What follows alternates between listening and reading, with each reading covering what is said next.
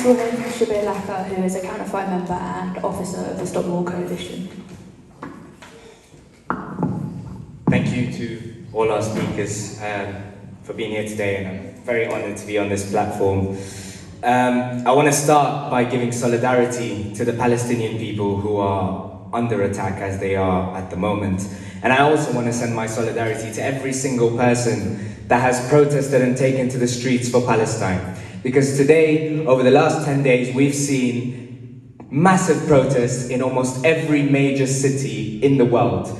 And that is not something, that is a big feat. So I visited Palestine in 2019. I spent 3 weeks in the West Bank, and I remember the one solid conclusion that I took from my visit was that this situation is not sustainable. It is impossible for any person to live the way the Israelis are making the Palestinians live, under constant subjugation and humiliation and occupation. It is just not sustainable. And what we are seeing now is the 5th war on Gaza in 15 years. But this is also a significant shift, as has already been set out by the speakers. I don't think it is an exaggeration to say that we are witnessing a second Nakba on the Palestinian people. We have Israeli ministers who are talking about wiping out Gaza, about reoccupying Gaza, about pushing the Palestinians into the Sinai. We're seeing the massive attack on Palestinians in the West Bank and those who live within Israel's borders. We have government ministers who describe themselves as fascist and who are being fully supported by Western governments. And I think, as the speakers have said, we have to be clear that we cannot equate the violence of the oppressed with the violence of the oppressors. And that we have to argue for a just and feasible solution for all the people in historic Palestine. And that is for the creation of a single, democratic, secular state. And that has to be at the forefront of our minds. And I want to talk a little bit about what we do here. And I think to understand that, to start with, I think we have to locate Israel's role in the world as being part of a Western imperialist project. And I won't go into a detailed history because we just don't have time for that and it's a bit boring. But what I will say is you can buy a book at the back called A Short History of Israeli Apartheid, which goes through this. And there's also a series on the Counterfire website called the Nakba 75 series, which goes through this. But the occupation and colonization of Palestine, the decision to give it over to Zionist forces, and the maintenance of Israel's government and occupation for the last 75 years has been because it is within Western imperialist interests. And the first military governor, British military governor of Jerusalem, Ronald Storrs, described the setting up of Israel as a loyal Jewish Ulster in a sea of hostile Arabism. We know from a few years ago, Joe Biden saying that Israel was the best $3 billion investment that the US makes, and that if there wasn't in Israel, they'd have to invent one. And therefore, I think it is important that we recognize our role as activists here in Britain, in this imperialist nation. Of course, the liberation of the Palestinian people depends first and foremost on the resistance of the Palestinian people itself. And you might have heard the slogan, existence is resistance. And that is so true in the case of Palestinians, because as Garda and others have said, Israel's plan is to push the Palestinians completely out. And the very fact that they have made sure that they have stayed there is resistance in and of itself. But it's also tied into the actions of the wider working class across the Middle East. But it also means that us here in Britain have a role to play to break our government's imperialism.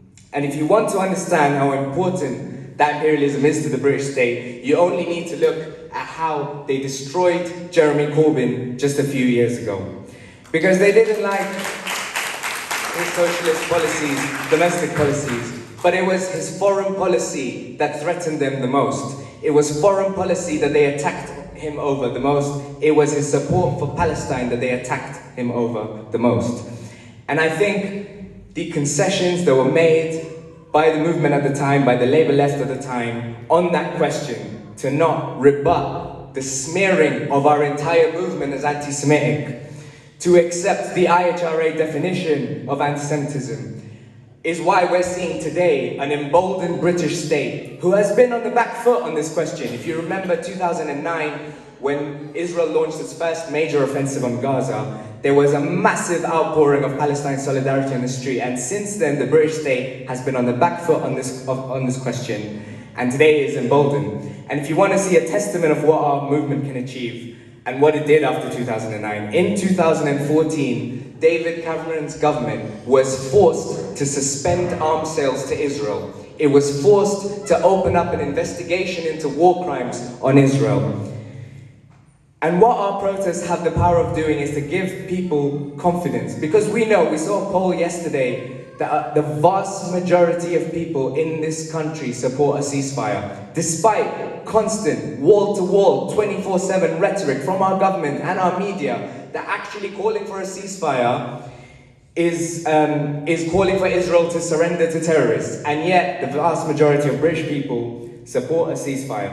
And that is a result of the strength of our solidarity movement. And in France, in 2021, when they banned protests, we had a 250,000 protest here. And 2 days later, they took to the streets in France. And that is the kind of confidence that we need to inspire across the world. And we can just see with last week's protest, when we had 150,000 people on the street, despite the government's attempt to demonize and criminalize us, immediately the Labour Party has changed its tune. Immediately, Starmer's had to call in the focus groups and change their position and talk about humanitarian aid, when one day before he was justifying the war crimes in Gaza. So we cannot underestimate our importance. And right now, the Tories are out for us. They are out for our movement. They are out to demonize and discredit us. They have tried to pass legislation to ban BDS. They are trying to ban Palestine protests altogether. They are trying to tell us that waving a Palestinian flag could be a criminal offense. They are trying to say chanting from the river to the sea could be a criminal offense. We are seeing universities placing bans on Palestine societies. SOAS has shamefully suspended Palestine solidarity activists. These are all reasons that we have to defy them. We have to show them that we will not be cowed by their attacks on us. And that is why our protests are so important. And that is why tomorrow we need hundreds of thousands on the streets. I hope that 250,000 is a conservative estimate and that the city of London is completely shut down with Palestinian flags.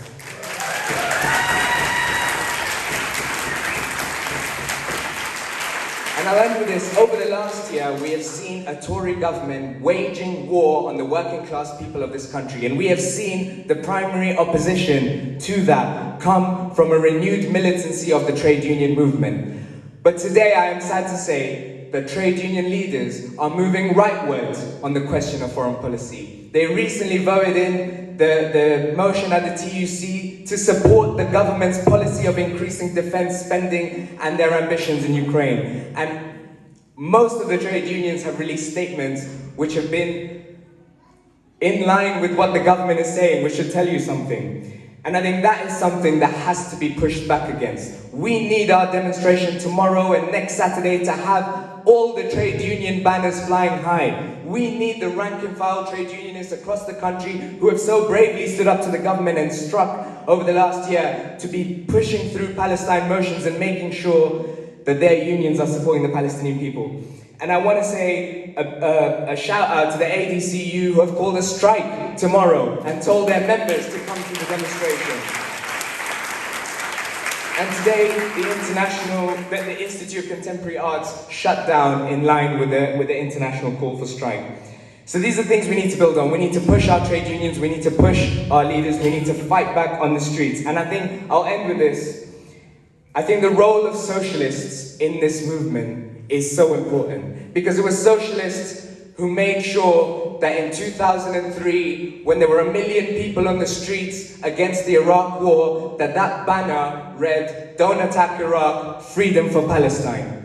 It has been socialists who have said that our solidarity with the Palestinian people is not separate, is not secondary, it is primary to our fight against our government and against their attacks on working people.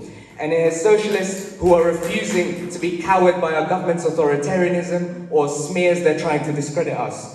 So I'll end with saying, take to the streets tomorrow. Let's shame this government. Let's shame Starmer. Let's shame the trade union leaders who don't support us. Let's give confidence to the millions of people across this country and across the world that we are standing with the Palestinian people. Let's give confidence to the Palestinian people that they are not isolated and that we are with them. And let's build socialist organization that can strengthen this movement, that can link the fights and make sure that we keep fighting and that we win a free Palestine. Thank you.